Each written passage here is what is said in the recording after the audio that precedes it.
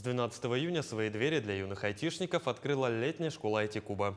В течение 21 дня дети будут создавать свои проекты по 9 лабораториям на тему Арктика и космос.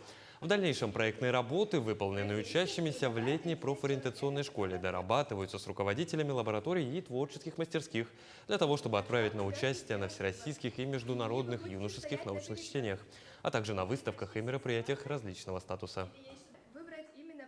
В этом году от лагеря в основном я ожидаю именно что презентации и выступления, потому что это моя любимая часть, которая в прошлом году, так как сегодня в этом году 3 недели, а в прошлом году всего 2, мы сразу приступили к проектам, что мне очень понравилось. Но сейчас, так как уже 3 недели, первая неделя более ориентирована на лагерным составляющим, то есть, как в других лагерях, соревнования, участие, зарядки. Хотя зарядки были и в прошлом году.